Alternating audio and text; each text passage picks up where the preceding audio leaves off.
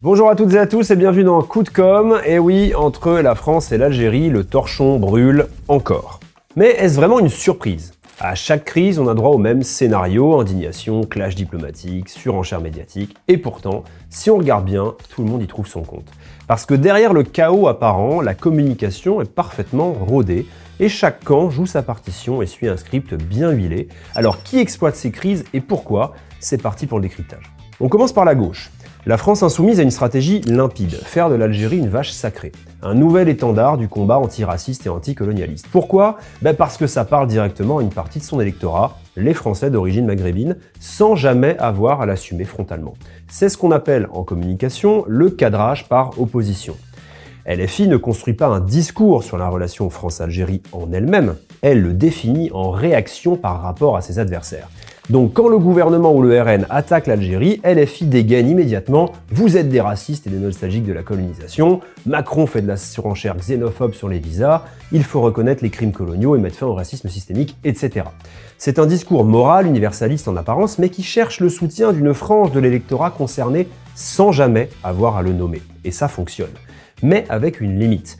Plus LFI pousse la radicalité, plus elle s'isole. En refusant toute critique envers Alger, elle se coupe d'un électorat plus large qui pourrait être sensible à ses idées mais qui refuse la polarisation extrême. LFI joue donc un jeu dangereux, polariser sa communication pour fidéliser une base, mais en s'interdisant toute conquête électorale au-delà.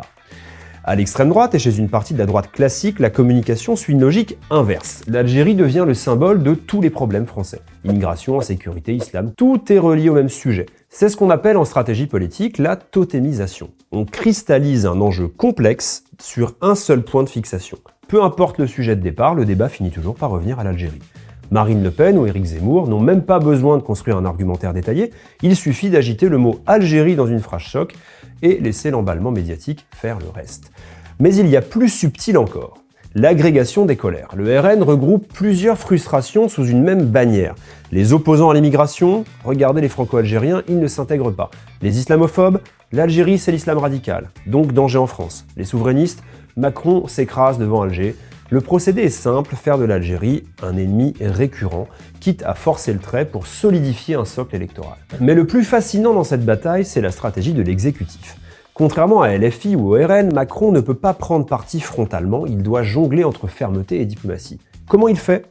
Avec une communication polyphonique. Autrement dit, un discours à plusieurs voix. D'un côté, Macron lui-même joue l'apaisement, parle de mémoire commune, prône la réconciliation, propose même des gestes symboliques envers Alger, il se place en homme d'État, en médiateur rationnel, mais en parallèle, il laisse ses ministres tenir un discours beaucoup plus dur. Gérald Darmanin ou encore Bruno Retailleau se chargent d'incarner la fermeté.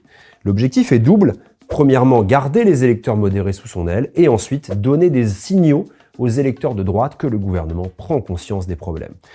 Et surtout, cette stratégie, elle permet de tester l'opinion avec des fusibles. Un ministre sort une phrase choc sur l'Algérie, si ça passe, Macron peut la reprendre à demi-mot. Si ça déclenche un tollé, il peut calmer le jeu et se distancer. C'est du contrôle de crise en temps réel, un grand classique de com présidentielle. Mais la vraie raison pour laquelle Macron ne va jamais au clash total avec Alger, elle est ailleurs, c'est que le business prime sur la com, il y a des intérêts qui sont gaziers, qui sont diplomatiques.